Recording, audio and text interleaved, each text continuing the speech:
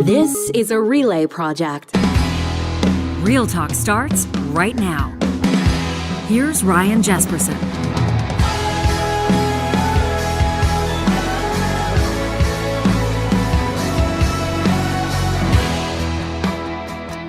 Well, you wonder if I'm going to maybe squirm a little bit on this episode of Real Talk, Johnny. Jesperson here with Hicks. Welcome to you all. Thanks for checking out the episode. In just a second, we're going to check in with Kathleen Ganley. She is the former Justice Minister under Rachel Notley in the province of Alberta, a well-known Calgary MLA. She was the first to throw her hat in the ring. She was the first to talk to us in launching her Alberta NDP leadership campaign. And we have heard from her team on a couple of occasions since, personal friends of mine that are working on the Ganley campaign that believe that she is the best choice to be the next leader of the Alberta NDP, to be the next premier of Alberta. And they don't think, quite frankly, that I've been giving her a fair shake. They don't think that I've been accurately representing the momentum behind her campaign. They don't like the fact that essentially this show has counted her campaign out with the leadership announcement of Hoffman and Nenshi.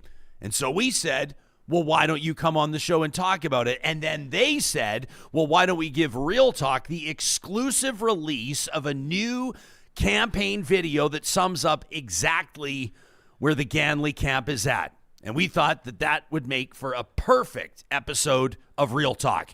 That starts officially in 30 seconds. First, while we've got your attention, if you're sick and tired of the job you're at, if your income is capped, if your boss doesn't appreciate you, if you can't handle working in cubicles and you're looking for fulfillment, how about a career in real estate?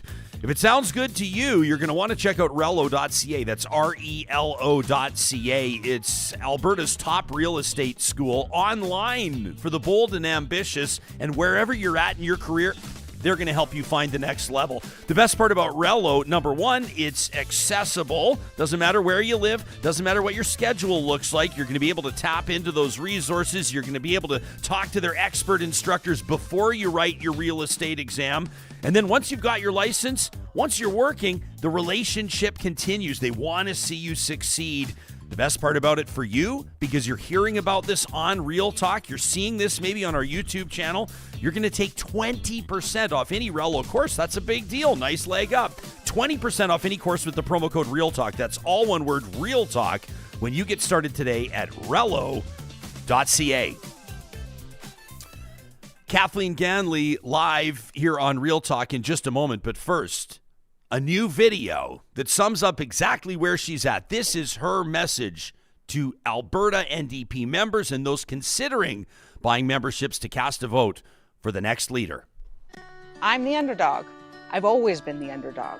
The challenge, the uphill climb, it's where I'm at my best. After law school, I joined a firm representing workers because workers deserve a voice. Then I joined Alberta's NDP, even though I was told it was a career-limiting move. And I am so proud of that choice because we are the underdogs. We fight every day to build a better world, even when it's uphill. We have integrity, we have grit, and when we stand together, we change hearts and minds. In 2015, they told us we couldn't win. The NDP in Alberta. They have only one seat there. But we set out to do it anyway. And guess what? We won. Then in government, we stood up for people. We cut child poverty in half. We raised the minimum wage for workers. I stood up for victims of sexual assault, even when it meant taking on a judge. Ganley did something no other Alberta Justice Minister has ever done. We did it because we care about everyday people, people like you and me. In 2019, things looked pretty tough, but I was a team player. I moved to a new riding. I took on a popular talk show host, the Liberal leader, and the UCP, and I won. Now I'm running to be the leader of Alberta's NDP, and I intend to win again. And when I do, I will stand up for those who are used to getting picked on, for families who can't find a doctor, for people working 2 jobs just to keep a roof over their head, for kids who can't get the education that they deserve. I have a 6-year-old daughter. I want her to have the same opportunities that I had. I think that's what every parent wants. That's why I'm running to be leader of Alberta's NDP. My team is made up of people just like you. We are the underdogs. We work hard. We stand up.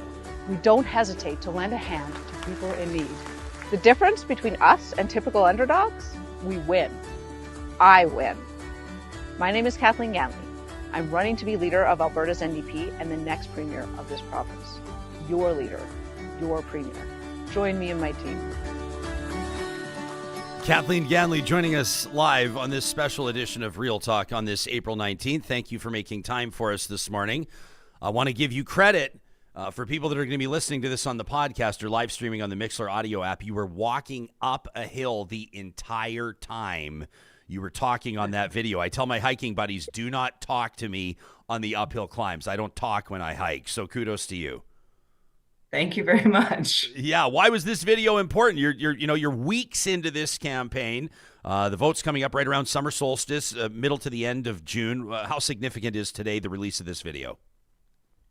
Yeah, well, I think it's a couple of things. I mean, obviously, there is a very big name in this race now, but I don't think that that is or should be determinative. I also think that most Albertans right now are feeling that message, that most Albertans right now are feeling like the underdogs. They're falling further and further behind. Young people don't think they can afford a house. And people are finding they're having to work multiple jobs just to keep up with their bills. And so I think having someone to stand up for them is important. So the race has changed a little bit since we last talked to you. You were first out of the gates. You were our first interview, and you had all the headlines for a while, and then as soon as somebody else throws their name in the race, then they have the headlines for a while, and it's a kind of a race to try to capture everybody's attention. But you're right, this so-called big name you're talking about, when former Calgary Mayor Hoffman and Nenshi enters the race, it seemed like most people sort of saw the outcome as a foregone conclusion. I know that's been getting under your skin. Yeah, I don't think that that's true. I think that New Democrats are very thoughtful people. I think that Albertans are very thoughtful people, and I think they are going to consider our ideas. I think what we got wrong in the last election was that we didn't really give people an offer in the right sort of way, right? So we were very good at prosecuting the case against the UCP. We did an enormous amount of work. We had hundreds of volunteers knocking on thousands of doors, and I give enormous amount of credit to those people for how far we came. We went from 3 seats to 14 right here in Calgary. But I do think that we need to give people a little bit more of an offer. And I think that a leadership competition is exactly the right place to have that conversation about what is the economic offer we're going to give to Albertans. How has this leadership race changed, or how has it maybe surprised you from what you expected to how it's played out now? Yeah, honestly, I wasn't really sure I was going to like it, to be perfectly honest. And I am loving it. I think it's probably one of the best things I've ever done. Having the opportunity to go forward and ask people to bring their vision and energy and ideas, and having them come forward and be excited about what we can build together, about what we can build for the future of Alberta. It really, it's the best experience any person can have. Why did you think you might not like it? Well, I mean, leadership races can be a bit tense, right? You know, you're sort of amongst your colleagues and people you've agreed with in the past, right? Nahed may not have been one of my colleagues, but I certainly voted for him in the past. So it can be an interesting conversation, but I think we've done a really good job of making sure that we are making it a conversation about, you know, what are we going to offer to the people of Alberta? How are we going to give them just a little bit more to believe in? Yeah, I thought it was interesting. When I watch videos like yours, campaign videos like yours, I'm the type of person that scribbles down keywords. And so I was scribbling down the words that were jumping out at me. Underdog is the obvious one. Workers, career limiting, child poverty, minimum wage, team player. And I wondered if the team player reference, you said I moved ridings, I was a team player. If that's maybe your effort or an effort to reiterate the fact that you've been around for a while, that you've been doing things for the party, that you've been working on this for a while. Is that a direct shot at the Nenshi campaign? They kind of swoop in with the big name and try to steal all the attention and all the votes? Well, I think what it's about is sort of what I'm running on, which is the idea that maybe rather than making it about just one person, we can make it about an entire team. I know that modern politics is very much the cult of the leader, right? It's sort of a big personality against another big personality, in this case, Smith. But I think that maybe, you know, the time has come to make it about ideas again. The time has come to make it about everyone. I have 37 phenomenal colleagues in the legislature. And we really do operate as a phenomenal team. And in addition to that, we have thousands of volunteers throughout the province. And I think what we really need to build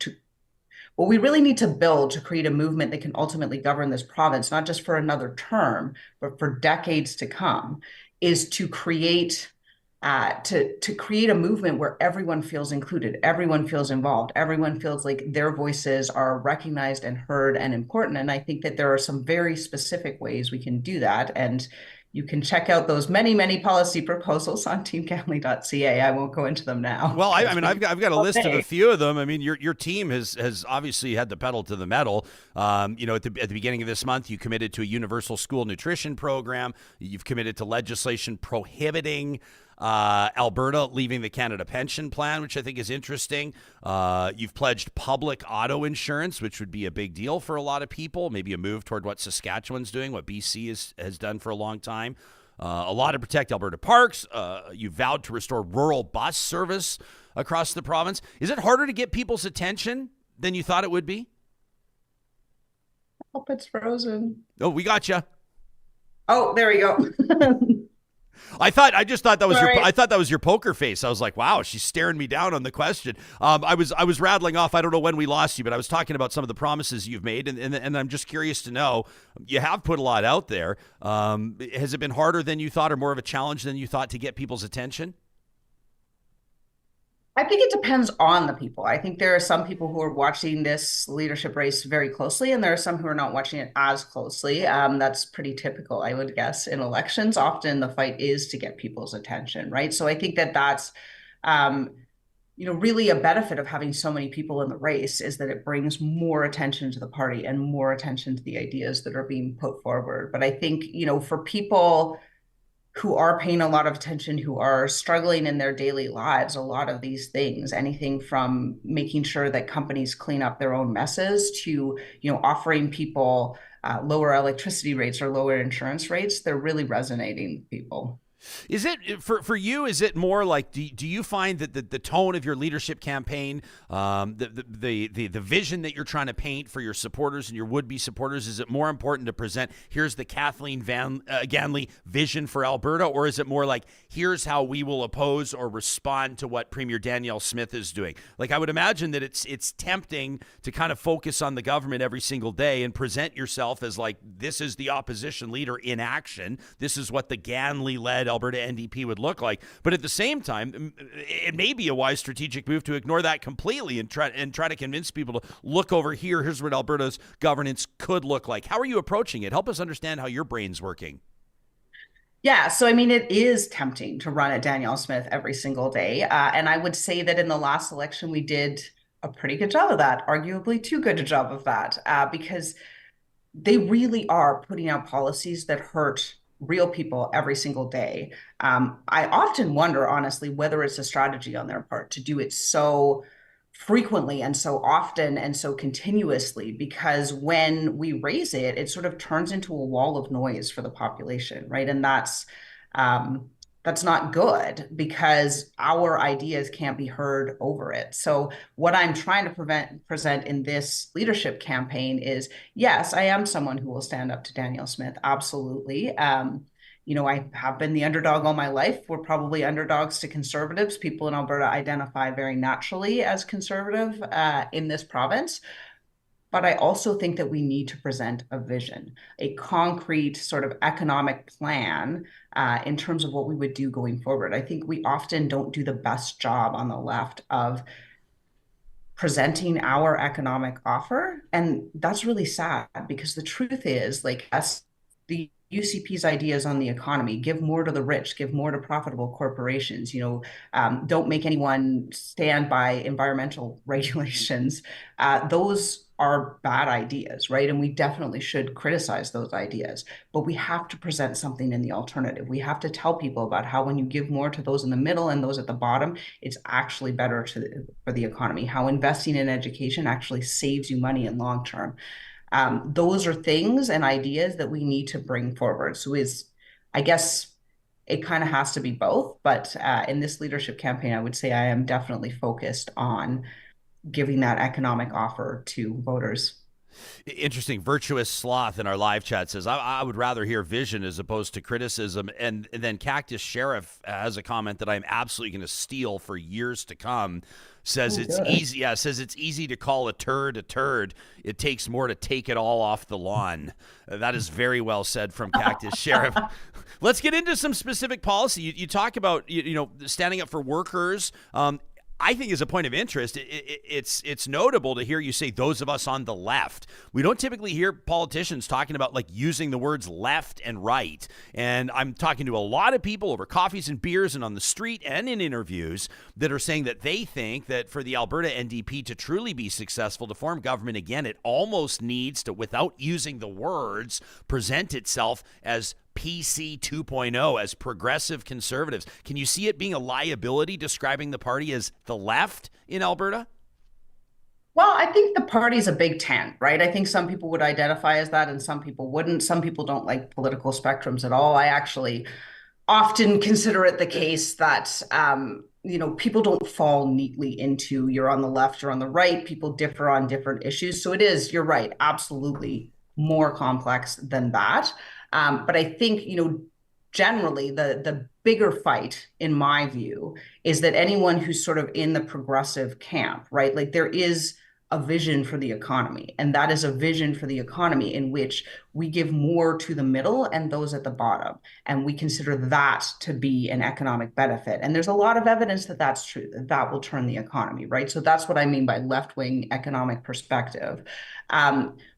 And often people who have this perspective, and I think there are more and more of them, will cede the space. Will cede the space to those on the right who, yell really loud about how if you don't give massive amounts of money to profitable corporation and to people who are very, very wealthy, that your economy will collapse. That's just not true. It's been the rhetoric all the way along. And I think we actually have to start combating that and pushing back, because for most people in the last election, the top issue was the economy.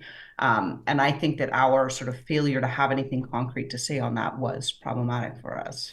You, back in February, proposed raising or increasing Alberta's minimum wage from $15 an hour, where it's been for a while, to $16 an hour, and in 2025, raising it to $17 an hour. For context, people would be interested to know, I think, that Northwest Territories is above $17 an hour, BC at $16.75 right now, Ontario at $16.55. You've also said that you would immediately remove the youth minimum wage. In other words, any worker would be making the set minimum wage regardless of their age.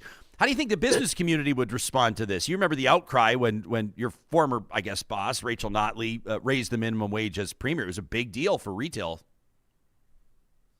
Yeah, so I think there's a few things that are different in terms of the context now. So one is that in the last 5 years, we've seen inflation go up 18% and minimum wage hasn't gone up a dime. So I think it is absolutely time. I also do fundamentally come from that perspective. So I believe that when you give more to those at the bottom and those in the middle, it does improve the economy. They have more money to spend in the local economy. And in fact, this has been studied through, like Seattle did this, for instance, right? And everyone said the same thing. Oh, no, it's going to be a disaster. Well, the truth is that most of the evidence would suggest that when you raise the minimum wage, in fact, it doesn't result in a decrease in employment. Small businesses are struggling right now. And I think we need to think of ways to help them. But I don't think that creating a world where most people can't earn a living wage is the thing we do. I think the thing we do is stop price gouging in the electricity system so their electricity rates come down. I think the thing we do is the policy I've put out about ensuring that they have access to loans to cover unpaid accounts so that their cash flow continues. I think there are a lot of things we can do for small business. But I think that, leaving workers in a situation where they have to work 3 jobs just to be able to keep a roof over their head is not one of those things. Mark Doran with the Polluter Pay Federation, I'm not sure if you saw his tweet about you this morning. He's an ardent real talker. He said, especially if a landowner or concerned citizen is paying attention to cleanup of oil and gas messes, only one candidate so far has outlined policy worthy of leadership or occupying the great office of Alberta Premier. He says, see the Kathleen Ganley exclusive on Real Talk today. Mark, we appreciate that. Let's get into what you're talking about here. Again, teamganley.ca, you've pledged an inquiry into inactive and orphaned well liability and an overhaul of the Alberta Energy Regulator, which will get some people's attention, should probably get more people's attention. But explain to us how this would play out. So the first thing is the inquiry is into inactive wells, because we don't really have, like, we do know what's in the Orphan Well Association, right? And that's a large liability. People are already concerned about that. But we don't know how many inactive wells there are in the province because, well, there's a series of problems with the rules. But I would say one of the biggest is that there's no time frame, right? So you can leave it inactive and not do anything with it, not decommission it, not plug it for basically forever. Some of them have been around for 30 years. And this is a liability that if all these companies suddenly go under or leave the province, this will land on the taxpayers, right? And we aren't doing anything about it right now. So I'm not really a bury your head in the sand sort of person. I think that, we should look at it. We should determine what the scope of that liability is and figure out a plan to solve it. Because, we need to still be in a position where the revenues we are generating off our energy sector are still able to cover these liabilities so that we're able to get them cleaned up. Because otherwise, 20 years from now, we may find ourselves in a position where this is just a problem of the taxpayers that's been left. And it does, it leaves these wells on people's land, like their private land, and there's not a lot of recourse for them. Are you a little surprised that it's not a bigger story in Alberta? Like it drives me absolutely nuts. And the more people I talk to that are invested stakeholders in this, that actually own this land or that have dealt with these companies, know for a fact that they're getting screwed. And they also feel, I think, like they have limited recourse. When you actually talk about the magnitude or the scope of the problem, the liabilities in the hundreds of billions of dollars, I'm blown away that it's not more of an issue among the general public. And I would imagine that on a leadership campaign, it's maybe even a bit of a liability. You can spend time talking about important issues, but if they're not issues that are front of mind for the public, it's the same as hosting a talk show, Kathleen. If people don't give a shit, they're not going to listen. They're not going to pay attention. It doesn't matter how good the episode is. Like, are you having a hard time wrapping your mind around that? Actually, I would say our AER policy is probably one of the ones that's gotten the most attention, like the number of emails and membership signups and even donations that have come off of, people who are really excited about that idea is quite high. So I actually think it is an idea whose time has come. I mean, sure, not everyone is going to care about it. Not everyone is going to care about any issue, but I think there's actually a large proportion of the population. So there's people who are concerned about the environment. There's people who are concerned about, preserving our parks and our natural spaces, because this has an impact of this on that. There's people who are concerned about the rights of landowners and ensuring that those rights are protected. And there's people who are concerned about just sort of the financial position of the province and ensuring that we know what our liabilities actually are going forward. So I actually think there's a lot of people that are really interested in this. And I think there's a lot of people who have been, thinking to themselves, like, I wish someone would say something about this. I'm one of those people. So this gave me the opportunity to say something about exactly that. And I think, even when we came into government in 2015, I think since then, the public sentiment on this has shifted. Making big change on an issue, bringing it to the public attention, it's sort of like chipping away, right? You kind of make a little progress, you slide a little back, you make a little progress.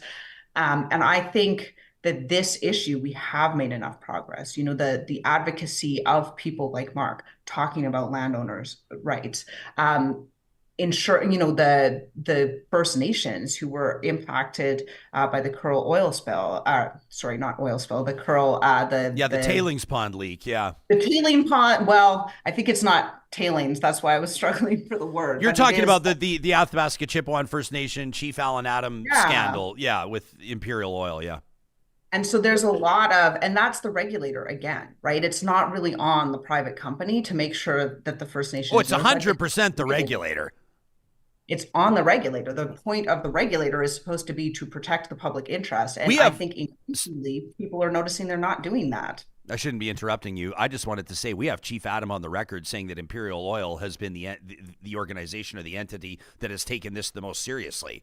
He said that the Alberta Energy Regulator is the one that has dropped the ball, and that that's generous. I should be using more biting language to properly characterize how Chief Adam has spoken about this. People can Google and find that in our YouTube archives, our podcast archives as well. Kathleen Ganley, our guest. What's your schedule like? Do you have 10 more minutes? I don't know what your morning's like or who you're talking to.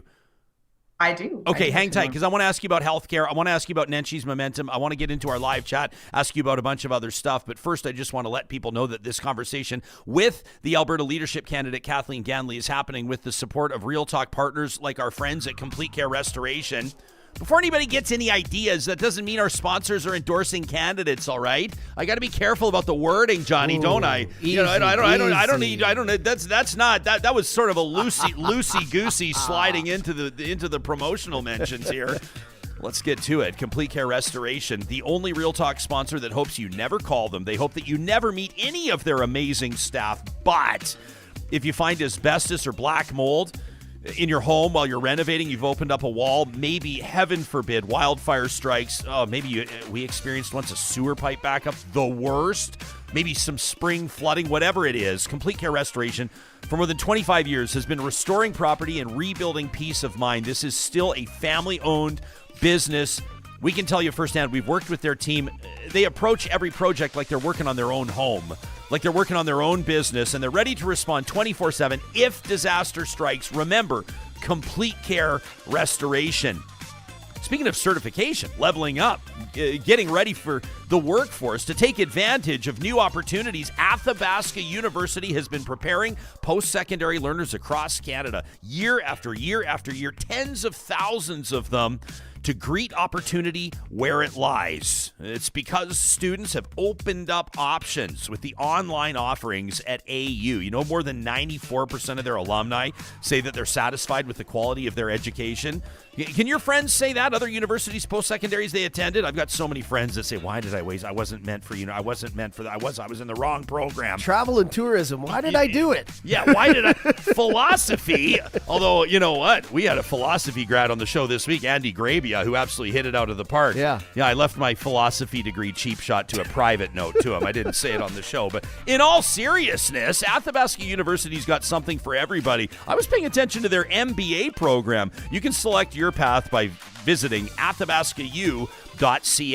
Hey, have you checked out the new Friesen Brothers Glenora location yet? I don't care if you live 60, 90 minutes out of Edmonton, whatever it is. You owe it to yourself to check out their 17th spot, their 17th family-owned location in West Edmonton. Of course, they're across the province. I want to give a shout-out to like Hinton, give a shout-out to the Friesen Brothers in Fort Saskatchewan, Stony Plain, you name it. This is from, I think it was Brian, the Real Talker, that told us, Johnny. Yeah, he went out and picked out the Father Dough pizza. It's not a frozen pizza. You buy it fresh, you put it in your oven. It's magnificent. And of course, those sourdough cinnamon buns too. Don't forget National Prime Rib Day. Now we're talking April 27th at Friesen Brothers.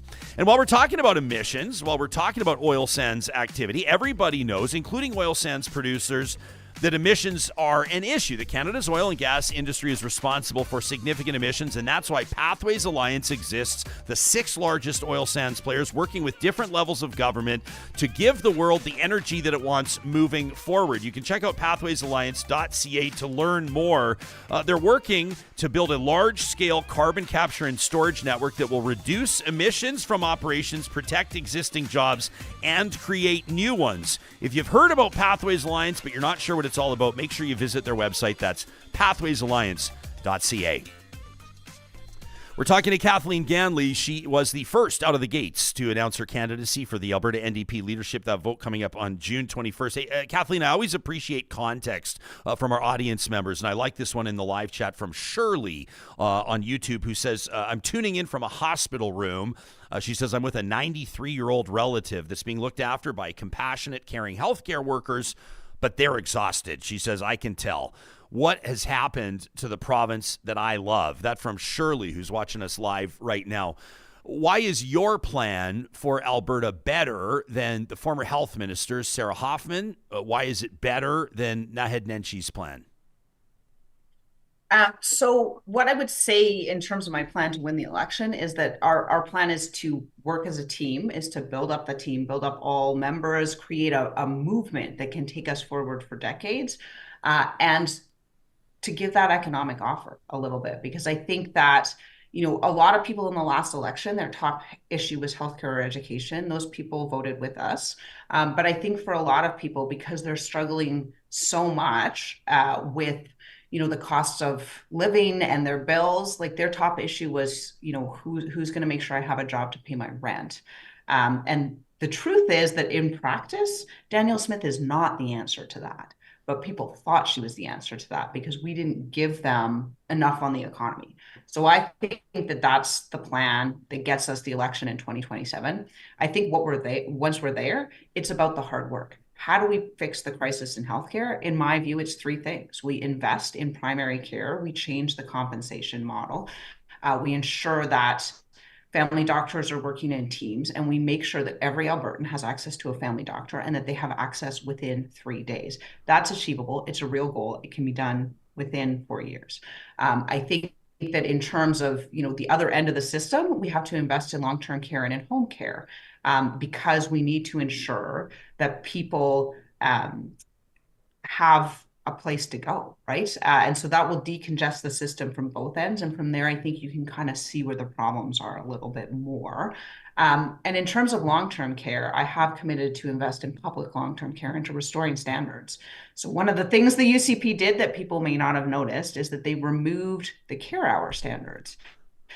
So what that means is that there is no minimum standard for what a person receives in long-term care. That means there are fewer nurses doing more work. That means the staff is more exhausted, and it means essentially that we are robbing our senior citizens of their dignity, and that just isn't right.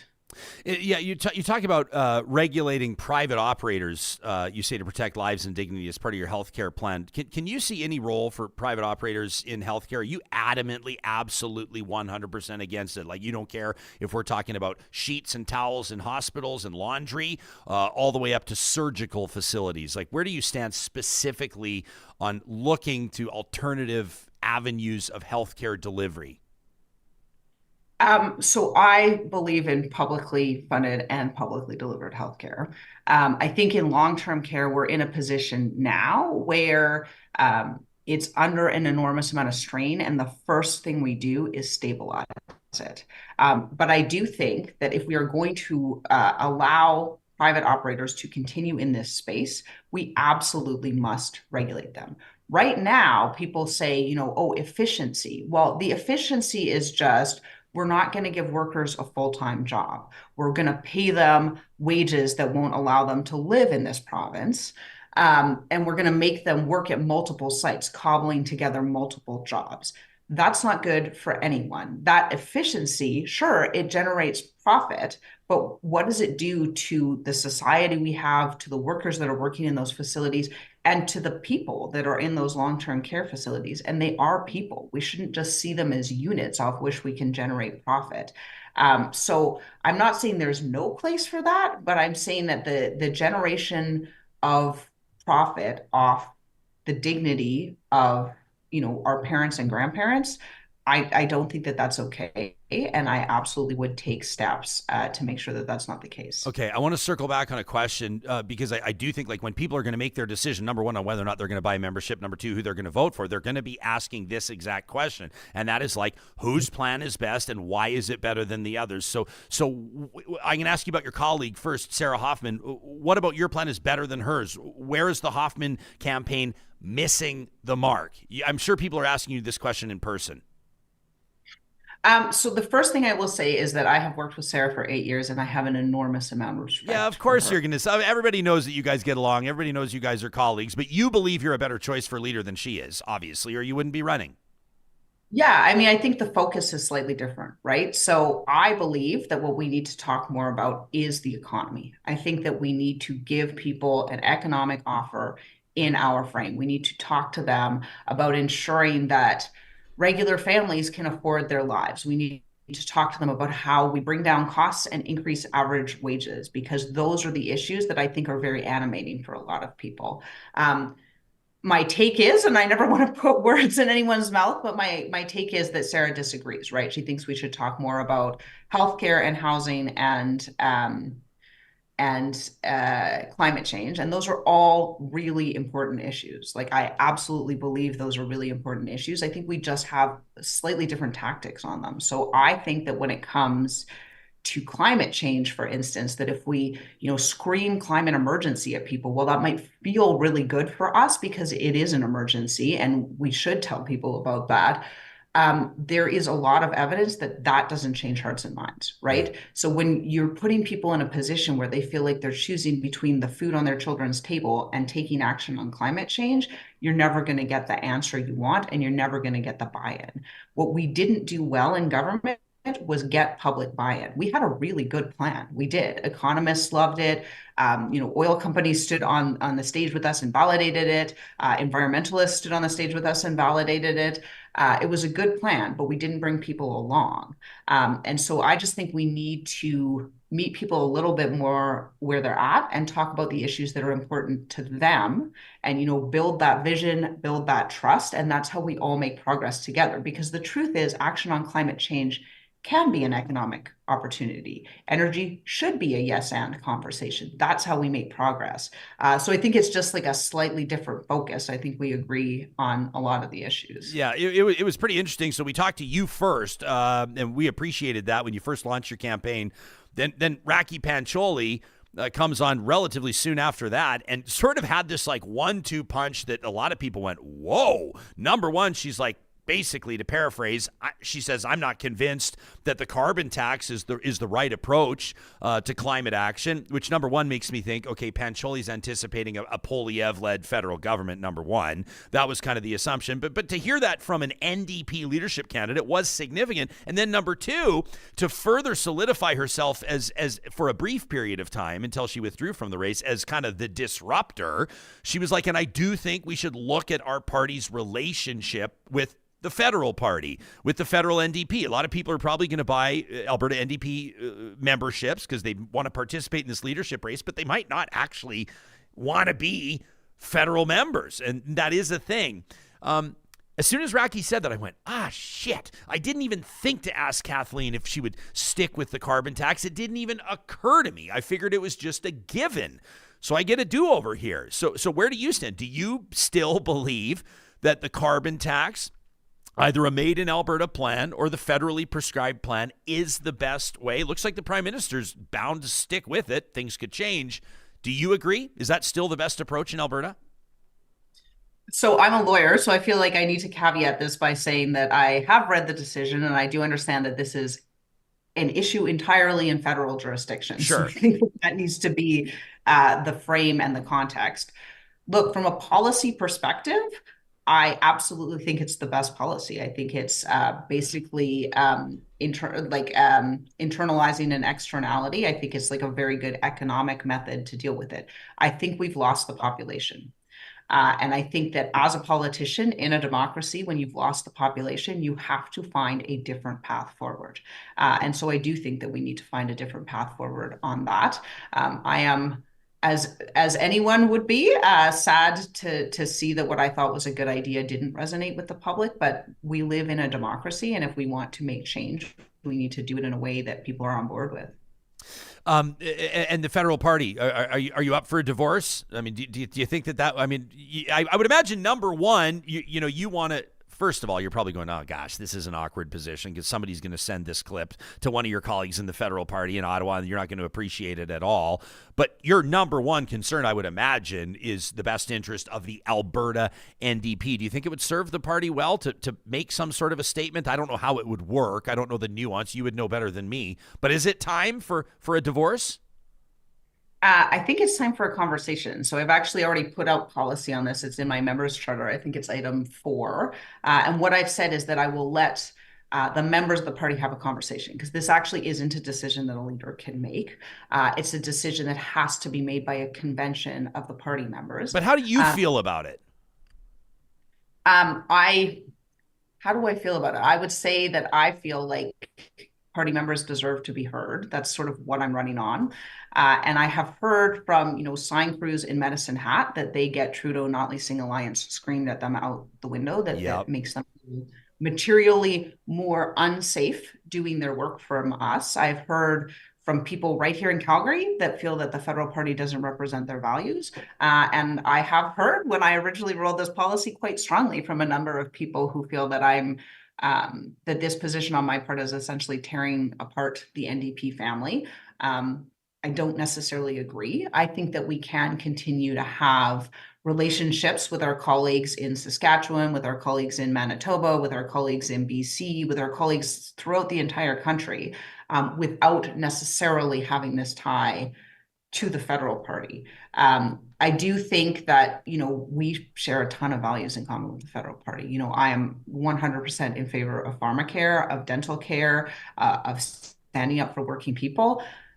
We don't necessarily agree on energy policy. I think that has been an area of friction. Yeah. So what I have committed to is to providing people, Alberta New Democrats, with all of the information on how that would work, because it's actually constitutionally a pretty complicated process. I would imagine. And letting them have the conversation and make the decision, because I just don't think it's right for me to come in and tell every New Democrat in Alberta who they are. I think that what we need to do a little bit differently is to listen to them tell us who they are, and try to find a way forward. And that is going to involve uncomfortable conversations. Like, we're a big tent party now. We have to get comfortable with having those uncomfortable conversations where we disagree with ideas without, slagging each other. Yeah, I thought it was interesting. We're kind of pulling something on the fly here. Johnny, the technical producer of this show, does such a good job behind the scenes, and I'm trying to pull up a Polyev clip. Let's roll this. We're doing this on the fly. Let's roll this, Johnny. So this was, and here's what I'm talking about. Okay, so you're going to hear this, and I'll say to our audience members, like, I'm a real nerd and like a geek, and when I say that in politics, I always mean it as it's always a compliment. But as a nerd and a geek, I pay real attention to like how things are phrased and how things are said, and we'll probably pull out of the clip early. But here's Pierre Polyev after the federal budget is tabled, and you listen to how he's describing this government, everybody. You listen. He's going to call it an NDP Liberal government like 2 or 3 or 4 times. Here's Pierre Polyev this week. This is the 9th deficit. The 9th deficit after the Prime Minister promised the budget would balance itself. And what did he do with the money? Everything he's spent on has become more expensive. He's doubled the rent, doubled mortgage payments, doubled the needed down payment for a home, forced 35 homeless encampments in Halifax alone. 1 in 4 kids cannot afford food. And now he's adding $40 billion of new debt and new spending. That's $2,400 of new inflation. That is why Conservatives will vote against this wasteful inflationary budget that is like a pyromaniac spraying gas on the inflationary fire that he lit. It is getting too hot and too expensive for Canadians, and that's why we need a carbon tax election to replace him with a common sense Conservative government.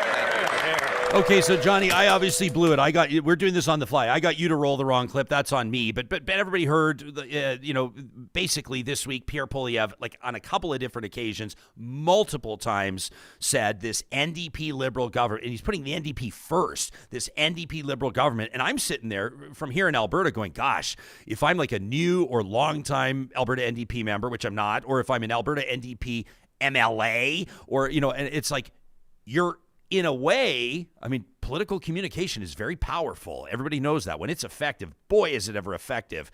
That it's like the Alberta NDP is wearing the Justin Trudeau budget. Now, for some of you, you may go, well, that's fine, because we don't mind the budget. We actually think it's a fine budget. But I just think, generally speaking, there's a political part, there's a provincial political party that's being dragged into all this other muck and mire over here.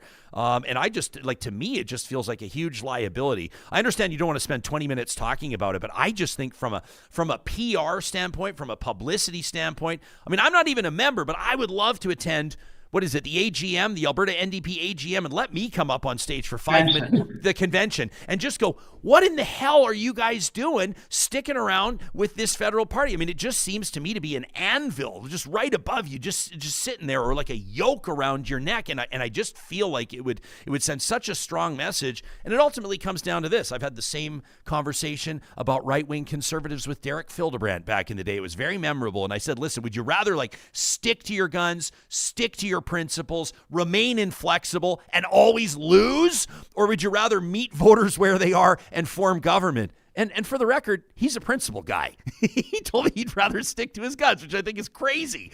If you're in politics, doesn't surprise me. Then it doesn't surprise me either. But I think it's an interesting conversation. There's probably a lot on the left that would feel the same way, that would feel like it's the wrong move to divorce. But I just think it would get a lot of people's attention in Alberta, and I really do feel like it's an interesting time. I mean, it was such a close election. At the end of the day, I mean, you didn't win, but there were a lot of encouraging signs. And so if I am an Alberta NDP supporter, I'm going, what's that extra little bit? We use lots of sports metaphors. Like if you lose in Game 7 of the Stanley Cup Final, they're looking at that roster and going, what are the tiny little tweaks we need to make to ensure that if we can get back there next time, the result's a little bit different? Yeah, I think that's absolutely the right question. I think that Rachel has built something phenomenal. I think that, our volunteers and our supporters throughout the province have built something phenomenal. But I think you're right. We do need to think about like, what is that tiny little tweak? And I think it's a tweak. I don't think it's like overthrow the whole thing. But I do think that the tweak is we need to focus a little bit more on building our team. And that's what my members charter is about. And I think that we need to focus a little bit more on giving people that economic narrative, that economic sort of story that shows them how they can be under a government that cares about healthcare and education and people and climate change and science and all sorts of things, but also be in a position that they can pay their mortgage. Interesting note here from Kimberly, who's watching us live on YouTube right now. She says the corporate tax in Alberta should be raised, but it needs to be communicated effectively. Some political commentators would say that the entire reason that the NDP lost the last provincial election was the musing around raising corporate taxes. Would you agree? And what's your take on Kimberly's comment? Yeah, so I don't think it's quite as simple as the policy. I think that what we made was, in my view, a communications mistake. So I think we let the UCP frame us for 8 weeks, and that's about how long they were running the election before that happened, as the NDP destroyed the economy and they're going to do the same thing again. And then we popped our heads off and we were like, hey, here's the same policy again. So I think that was the problem. I think that it wasn't well communicated. Do I think it's the right policy? I mean, there's a lot of different factors that go into that. But yes, I do think that was not well communicated, but I think a lot of it was because we sort of dropped it into a situation where, they had spent the last 8 weeks accusing us of destroying the economy and telling people that we were going to do the same thing again, that we weren't telling them. And then we cropped up and said, yeah, it turns out we are going to do the same thing again. So I think that was very problematic. I also think, in the beginning of our opposition term, one of our very effective instances of message discipline was the $4.7 billion corporate handout. We said that over and over again until people believed it. And I think because we're New Democrats, we inherently think that's bad because then we can't fund healthcare and we can't fund education and we're giving more to the rich and we're not, taking care of everyone. I don't think that we maybe brought the population along with that. Yeah, right? Sure. We needed to do a better job of connecting the dots for people, of saying they gave away $4.7 billion to profitable corporations, got no economic activity in return. And by the way, that's why you don't have a doctor and your kids don't have a teacher. Gilles in our live chat says it was 100% a communications mistake. He said it should have been a message that Alberta would maintain the lowest corporate tax rate, which can still be increased quite a bit, and maintain the truth of that message. That from Gilles. We got a comment here from Cassandra who says, but if we separate completely from the federal NDP, we are no longer NDP. Well, let's talk about that. We don't have to talk about it with you, Kathleen. We've spent enough time there. Now, I asked you, where you think Sarah Hoffman's getting it wrong, where her campaign is missing the mark. Let's talk about the so-called big dog, the favorite, the big name in the race, with respect to you, MLA Hoffman, and also with respect to Gil McGowan and Jody Calhoun-Stonehouse, which we've spoken with as well, and I respect their participation in democracy. Jody was in here, so impressive. I think she is such an asset for your party. I think that her political future is so bright. I was so impressed with what she brought to the table. But there is the big three. The big three is Hoffman, Ganley, Nenshi, no matter what, which way you slice it. Where is Nenshi blowing it? Where is he missing the mark? Where is his campaign, in your estimation, dead wrong? So again, I'll say I have a lot of respect for Naheed Nenshi. I voted for her 3 times for mayor. I think the challenge from my perspective is it's not totally clear to me where he stands on most provincial issues. And maybe I simply remain to be convinced. But I think that what we need to be doing is putting forward a concrete offer to people on the economy. And so that is what I'm going to do. I think in the last election, we did a very good job of prosecuting the case against the UCP. We did a very good job of telling people who Rachel was and of elevating Rachel. And Rachel is amazing. I think that those were probably the right choices that we made. But the idea that what we need is just to prosecute the case harder against the UCP and to have a big name to lead us, well, we tried that already and it didn't work. So maybe it's time to try something else. Talk to us about party memberships. I mean, sort of every camp is claiming that they're selling a lot of memberships. Nenshi, I've heard the claim. I don't think from his mouth. They said that they basically doubled the size of the party. I don't know if you have intelligence on that or if that's true. But I made a comment on the show. I don't remember what it was specifically, but I commented on your campaign, Hoffman's and Nenshi's, and I heard from a member of your team. I'll respect the confidentiality. I don't know if he wants to be named or not. But he sent me a text and said, Kathleen has sold more memberships than Hoffman. Talk to us about the challenge of selling memberships, where you're at on that, whether or not you're hitting your targets, and ultimately where you think you're going to be able to get by June 22nd.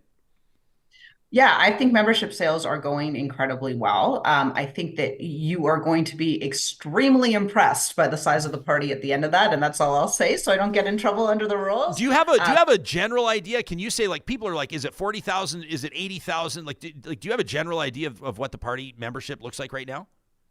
I do, but saying it on the radio would be a clear violation of the rules. Oh, is that right? Okay, never mind. Yeah. So that's, we have all agreed, all of us who signed up as leadership candidates, we've agreed not to say that until the party puts the number forward, and they will put the number forward. What I will say is I think that people will be impressed by the way in which we've grown, and they will be a bit surprised by where we've grown. I will tell you, we have 2 camps actively selling memberships in Calgary, and I think that has been very effective on the part of both camps. And I believe that our camp sold the most memberships in the last week. Randy with a great question in the live chat. This is something we talked about on this show just a few days ago, is Jason Markisoff's piece in the CBC, and he basically talks about fundraising and what Danielle Smith is accomplishing with the UCP and where the NDP is, and for quite some time, as a matter of fact, for at least a couple of years in a row, as you know, the NDP was out fundraising the United Conservatives. That is not the case now, and it looks like the Conservatives have got about $1 million in the bank. Meantime, your party, the NDP, is sitting almost $625,000 in debt. How did that happen, and what's your plan to address that? That seems to me to be a pretty significant disadvantage. Yeah, I mean, we did leave it all on the table in the last election. I do think that we have made up that ground. It is my understanding that is entirely paid off, and we are now going in the other direction. There are people buying memberships. There are people donating. I think people are really excited. And I think going forward, you have right now 5 leadership campaigns actively fundraising, right? So not all of that fundraising is going to the central party right now. I do think that as we start to build our team back, we have 38 MLAs, and that you will see that number absolutely tick up. Look, Danielle Smith is always going to have, big corporate moneyed interests who she's willing to do things like, give away $20 billion in Alberta resource revenues to companies to clean up their own messes, and they will in turn donate. That's always going to be a problem. In that respect, I would say, we have to convince people what their interests are and to donate to us and to support us.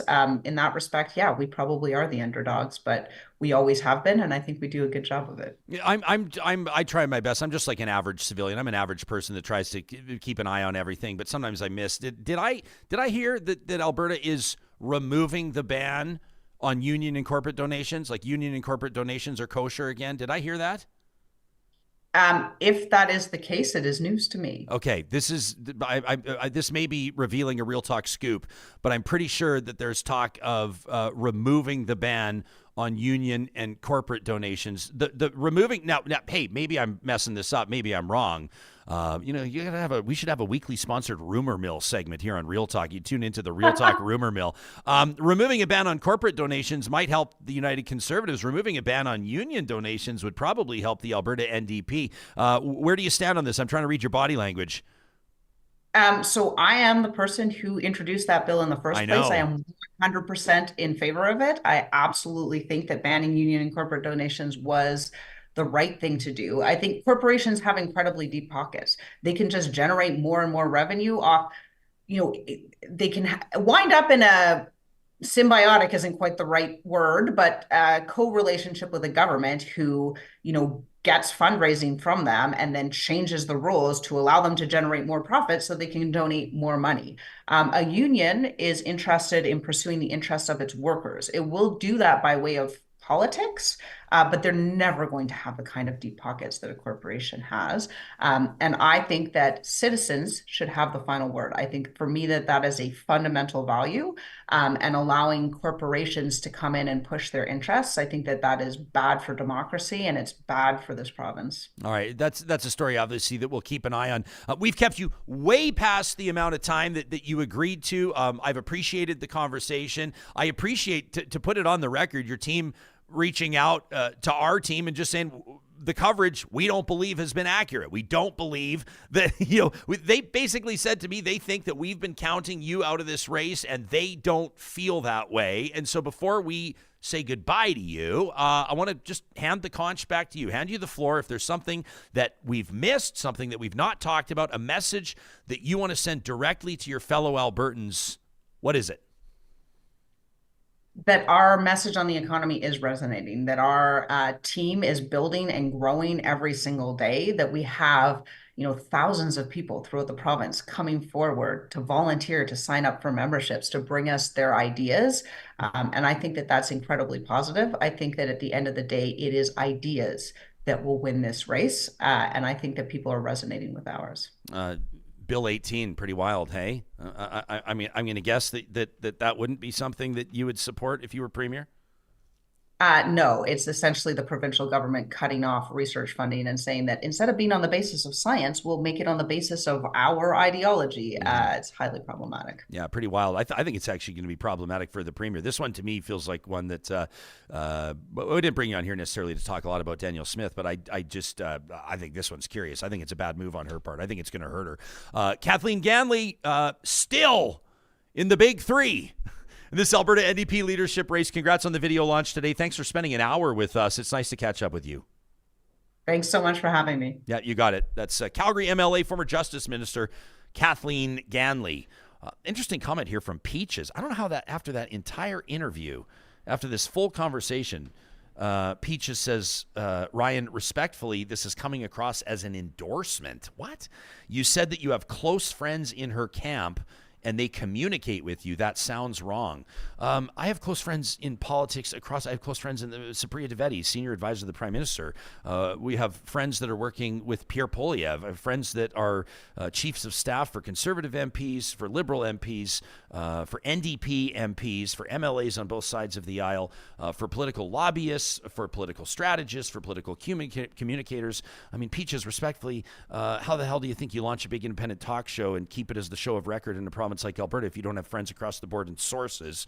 So I'm not trying to sound like an asshole here, but I don't know how that comes across as an endorsement. I said it twice in the interview. I am not an Alberta NDP member. I will not be voting in this Alberta NDP leadership race. But But I'm personal friends with Sarah Hoffman. She is my MLA, and I've known her for a long time. I consider myself to be friends with Rachel Notley. And for that matter, I know some of you this drives you fucking crazy, but I'm friends with Danielle Smith. So, so there it is. Cards on the table. I think it's worse if I pretend like I'm not, doesn't it? So that's kind of how it is. That's the dynamic of the show. My friends have never been determined by partisan boundaries. For a lot of people, that is the case, and that's fine. That's the way they roll. But for me, life is about much more than politics. I had a very interesting lunch with the buddy just the other day. I'm not going to get too much into it because I wasn't planning on telling the story. Thanks for inviting me. I still have to decide how I feel about telling the story. This guy's been friends. We've been friends since like elementary school, like maybe early junior high, maybe grade 7. Just a wonderful guy, wonderful family. We could we could be more different politically. That's not true. I mean, if I was like a far, far, far left kind of, person, which I'm not, but, myself sort of, I identify as like a centrist, a progressive conservative, a pragmatic, empathetic type person. That's kind of how I see my politics. And we were catching up over lunch. It was the first time we talked in a long time. I know he's not going to hear this because he tells me he never listens to my show, which is fine as well.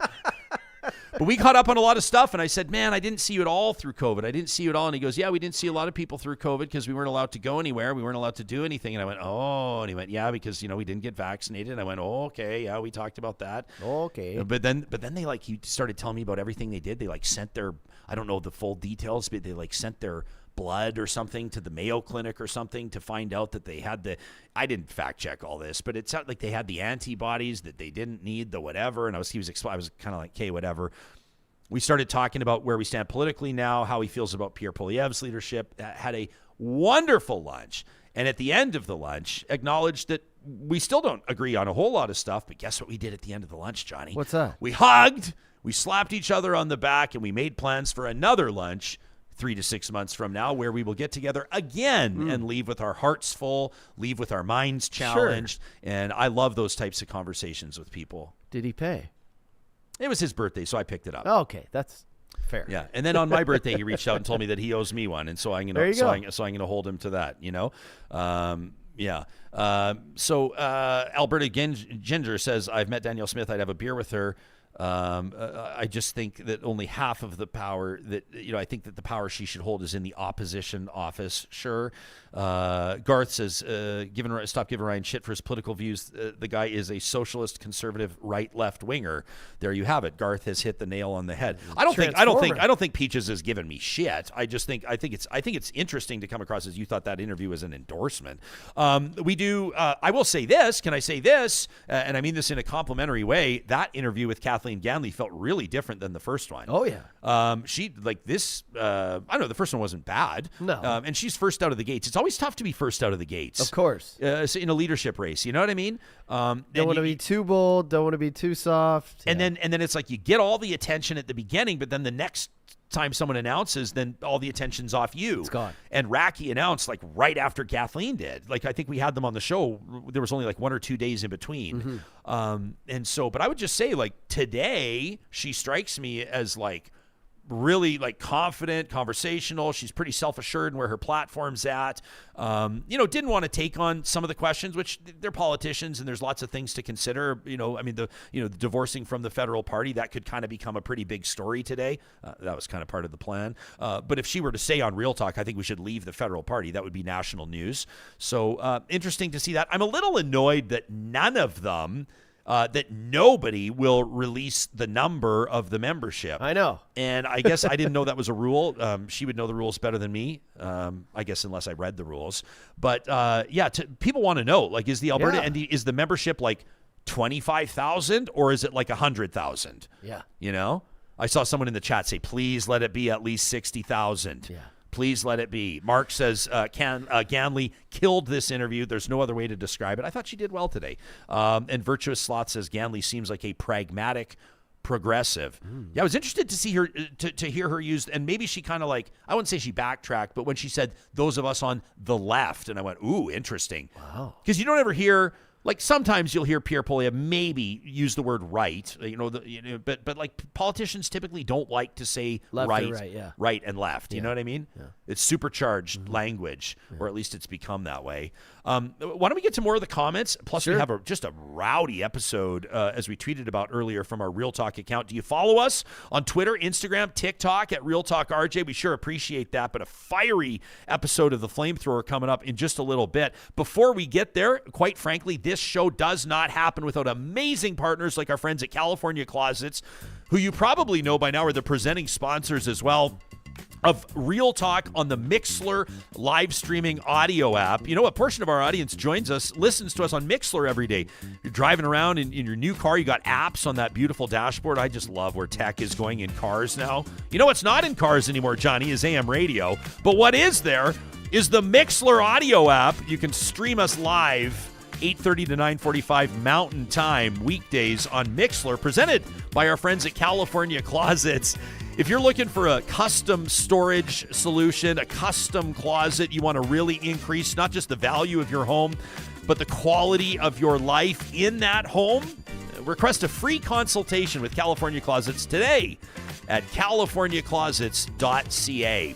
So much fun seeing the team from Kubi Renewable Energy last night. Their CEO, Jake Kubiski, is participating with me and many others in that Alzheimer's Pro-Am, that hockey tournament coming up next weekend, raising funds for people and families impacted by Alzheimer's. I said to Jake, how's the hiring blitz going? And he just looks at me and he smiles and he goes, we're always hiring. Kubi is hiring 12 months a year.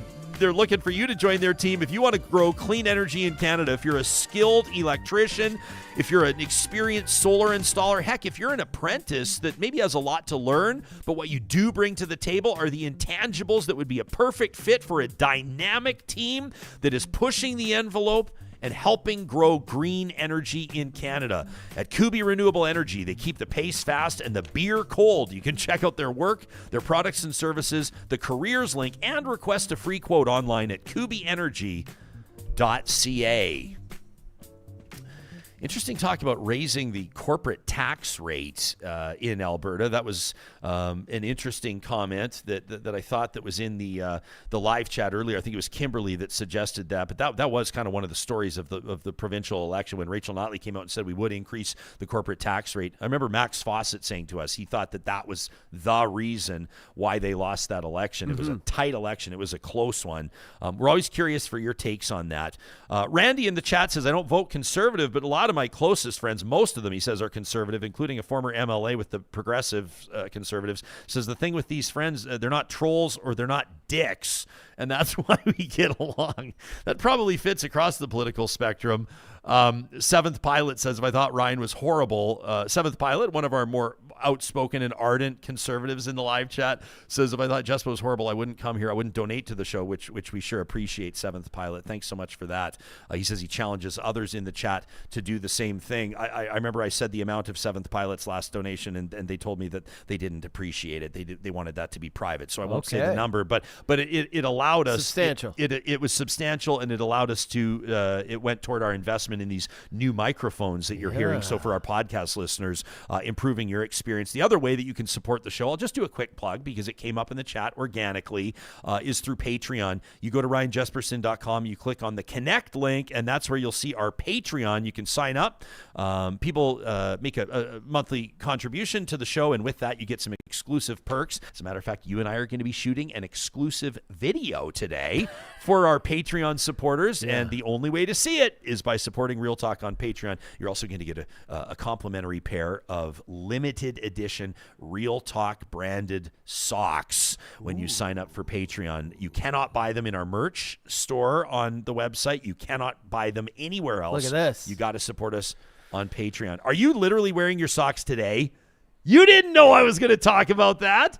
And I guarantee you don't wear them every day because I can't smell it from here. Threw them on today. It's a Friday vibe. Wow, there you go. And that's in partnership with a company called Sock Rocket. Yeah. They're an Alberta-based company, and as a result of our work with them, it's really neat, actually. I just want to mention this real quick. For every sock, we obviously buy the socks from them, and for every pair of socks that we buy from them, I don't even know how they make this happen, but it's incredible.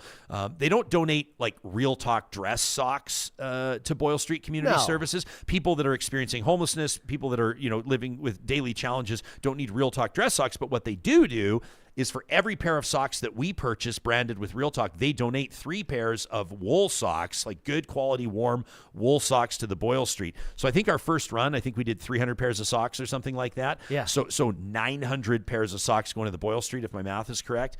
Really cool, that sock rocket working out of Calgary, another proud Alberta business. Notice that some people are kicking in as well on our, this sounds like a big cash call. It's not. This reminds me of back in the day when I would go to church and then they'd start passing the plate around. But I'm just saying, we want to recognize, we pass around the cowboy hat. We want to recognize those of you like Kimberly and who's the other here? Alberta Ginger that went ahead and tossed $5 into our YouTube super chat. We sure appreciate that. We really appreciate that a lot. It helps us continue to grow this show and make it a better experience for you as members of our Real Talk audience. Yeah.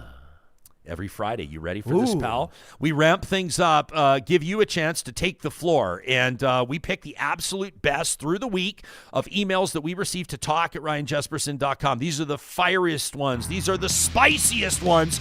It's time to bring the heat, Real Talkers, courtesy of our friends at the DQs of Northwest Edmonton and Sherwood Park. These are your hot takes. It's the Flamethrower, presented by the Dairy Queens in Palisades, Namao, Newcastle, Westmount, and Baseline Road. And this one from Dwayne, who says on Bill 18, on the shenanigans going on in Alberta politics right now, how do you politicize important research, medical research, cancer research that could help save lives? Screening or cutting off these grants to cash-strapped universities in Alberta is nothing less than putting lives at risk. That from Dwayne. How about this one from Rene, who says, Jespo, after listening to a direct attack on academic freedom, that was our episode with post-secondaries, and then Get Out of My Backyard, which was our episode about Danielle Smith's Bill 18, Rene says, I felt compelled to toss in my 2 cents. I was wondering, has anyone, like your academic guests or even Charles Adler, ever taken the time to read up on our Constitution, specifically the sections that delineate exclusive powers of federal and provincial governments? Have they ever looked at it through that lens? If they did, they may find that education, including post-secondary, falls to the provinces, not Ottawa. Yet here the feds are, through their proxies, bypassing Edmonton, handing out funding coming from taxpayers, including Albertans, to some post-secondary institutions that they deem worthy. Look, says Rene, whether it's housing, transportation, infrastructure, post-secondary education, we've seen a slow but steady incursion by Ottawa into areas that belong to the provinces. To use a hockey analogy, the feds are like chasing the puck like a peewee hockey team rather than taking the disciplined approach of an NHL team in playing positionally. To use a swimming analogy, Rene says, Ottawa needs to stay in its own lane, focus on the responsibilities specified in the Constitution. It is therefore correct, says Rene, that our province pushes back on this file and others, like their counterparts in Quebec have done in past. I suppose that makes us distinct too. He says, by the way, your Alberta alumni guest, Andy Grabia, accusing the Smith government of engaging in, quote, temper tantrums. He should go back and listen to his performance on the show. He refers to the Premier as this woman, this lunatic, with the memory of a goldfish, the restraint of a toddler, one who meddles in everything based on what she last heard. That does not help bolster his argument or serve as a demonstration of his abilities to engage in intelligent discussion or debate that one may expect from someone who says he's a product of one of our post-secondary institutions. That from Rene in Fort McMurray. Thanks, buddy. This one from KP, who says, Jespo, I lean right of center. You might think that New Canadian Future Party, that was 1 week ago, our Real Talk Roundtable, you might think it would appeal to me, this new federal party, but it simply doesn't. Just like the Alberta NDP moving right doesn't appeal to me either. Why, you may ask? Because like Charles Adler alluded to, I can't stand identity politics. Anybody who calls their opponents fascists, Nazis, those aren't people I want to associate with. The United Conservatives, the Conservative Party of Canada, they're not fascist parties. The AFD and Brothers of Italy are not either. This and people who support terrorists, wear their symbols, are reasons I cannot support the Alberta NDP, especially with Janice Irwin, Naheed Nenshi, who are only where they are due to identity politics and lying to their bases. Woo! KP goes on to say, I challenge everybody to try to play the other side of the argument. Ask yourself, if you are an NDP supporter, why anybody would vote Conservative on either level, provincial or federal. Like, did you give a good reason, like policy? Do you use exercise to say there's no good reason to disparage the other side? You need to talk to people who you disagree with. Touch some grass.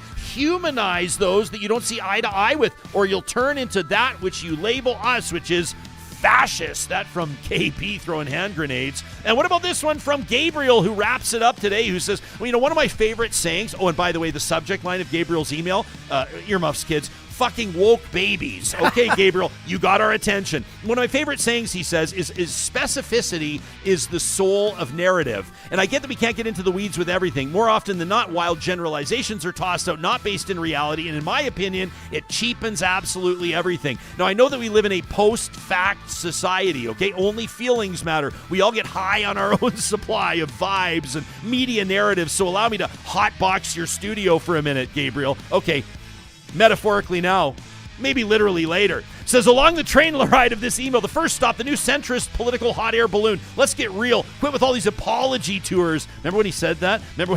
Yeah. Unbelievable. Dominic Carty, the interim leader, said we need to stop with Justin Trudeau's apology tours. I went, oh boy. He says, okay, so the white privileged dudes want power have decided that enough is enough. So brave. We are strong. I guess the West is best and the Indigenous can shut the fuck up now, right? Says Gabe. We got the big chest thumpers who are done with Trudeau hot tubbing with Hamas activists. And Mr. Interim Leader didn't even have the balls to be specific. Both those ideas, guys, so much boldness, so much truth-telling. We need more of this spinelessness in Canadian politics. I like this. This might be Flamethrower of the Month. He goes on to say, next junction, this wokeness bullshit with Charles Adler, Jespo, you and him on Monday. People who use the word woke are the people who can't actually define it. It's everybody's go-to grievance umbrella. Tucker Carlson and the libs of TikTok think that everything is woke. Everything in your kids is so vapid, empty of anything except rage and those with no power. The Venn diagram of people still on Twitter and the people who are sick and tired of wokeness is a fucking circle. He says drug addicts get heroin delivered by Uber Eats to their downtown Edmonton sky palaces. Really? You believe this? Do you feel like all universities got rid of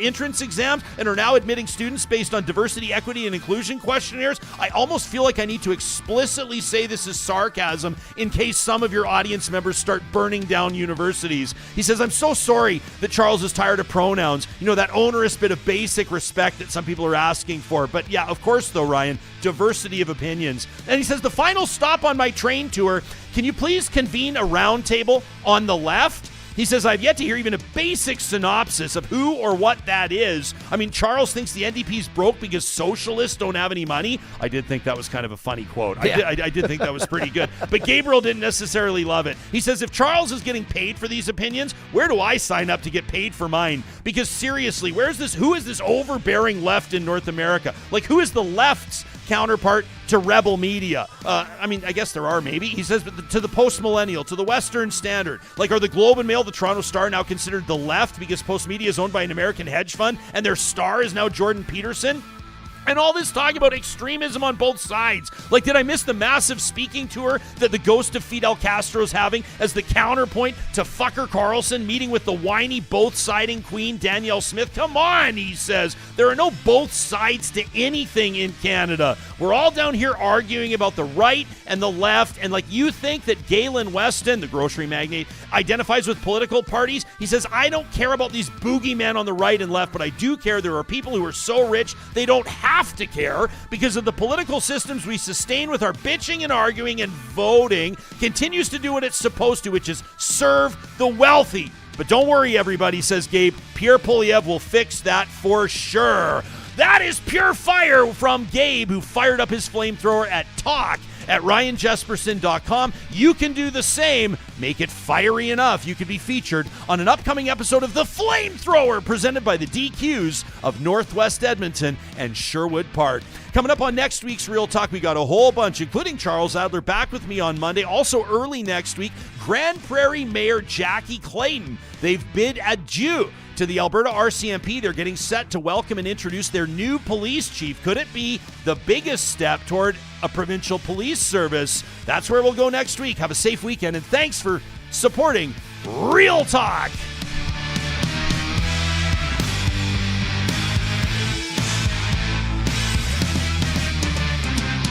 Real Talk is hosted by Ryan Jesperson, executive producer Josh Dunford, technical producer John Hicks, general manager Katie Cook-Chivers, account coordinator Lawrence Derlego, human resources Lena Shepard, website design Mike Johnston, voiceover by me, Carrie Skelton.